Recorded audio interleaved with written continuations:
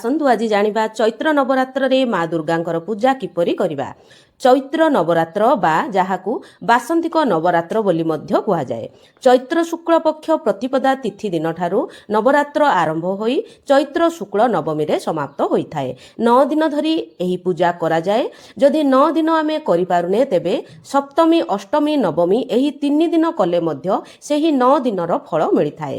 2026 March 19 ତାରିଖ ଗୁରୁବାର ଦିନ ନବରାତ୍ର ଆରମ୍ଭ ହେବ ଏବଂ ମାର୍ଚ୍ଚ 27 ତାରିଖ ଶୁକ୍ରବାର ଦିନ ସମାପ୍ତ ହେବ। ଏହି ଦିନ ଶ୍ରୀରାମ ନବମୀ ମଧ୍ୟ ପାଳନ କରାଯିବ ଏବଂ 6:59 ପରେ ପ୍ରତିପଦା ତିଥି ଆରମ୍ଭ ହୋଇଯାଉଛି। 7ଟା ପରେ ଆମେ କଳସ ସ୍ଥାପନ କରିପାରିବା। ଆସନ୍ତୁ କ'ଣ ସବୁ ସାମଗ୍ରୀ ଆବଶ୍ୟକ ଜାଣିବା।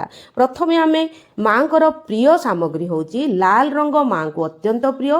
ଲାଲ ରଙ୍ଗରେ ଆମକୁ ଲାଲ ପୁଷ୍ପ, ମନ୍ଦାର ପୁଷ୍ପ ମାଙ୍କର ଅତ୍ୟନ୍ତ ପ୍ରିୟ ଏବଂ ପଦ୍ମ ପୁଷ୍ପ, ଗୋଲାପ, ରଜନୀଗନ୍ଧା, ଅପରାଜିତା, ଗେଣ୍ଡୁ ଇତ୍ୟାଦି ଫୁଲ ଆମେ ଦେଇପାରିବା ଏବଂ ପତ୍ରରେ ମାଙ୍କୁ ବେଲପତ୍ର ଅତ୍ୟନ୍ତ ପ୍ରିୟ, ପାନପତ୍ର, ଦୁର୍ଲଭା ଇତ୍ୟାଦି ଦେଇପାରିବା, କିନ୍ତୁ ଦୁବ ମାଙ୍କୁ ଲାଗେ ନାହିଁ।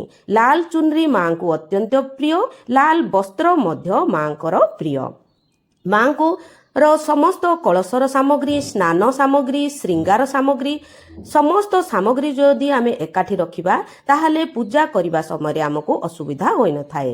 ମାଙ୍କୁ ପୁଷ୍ପମାଳ ମଧ୍ୟ ଅତ୍ୟନ୍ତ ପ୍ରିୟ, ତେଣୁ ଚେଷ୍ଟା କରିବା ମାଙ୍କୁ ଏକ ପୁଷ୍ପମାଳ ଅର୍ପଣ କରିବା ଏବଂ ମାଙ୍କର ଚନ୍ଦନ, ସିନ୍ଦୁର ଇତ୍ୟାଦି ଆମେ ଗୋଟିଏ ଜାଗାରେ ରଖିବା ଏବଂ ଝୁଣା ମାଙ୍କୁ ଅତ୍ୟନ୍ତ ପ୍ରିୟ। ଝୁଣା ଯେମିତି ହେଲେ ଦେବା। ଫଳ ଭିତରେ ଡାଳିମ୍ବ ଅତ୍ୟନ୍ତ ପ୍ରିୟ ମାଙ୍କର ଏବଂ କିଛି ଶଙ୍ଖା ସିନ୍ଦୁର ମଧ୍ୟ ଅର୍ପଣ କରିବା।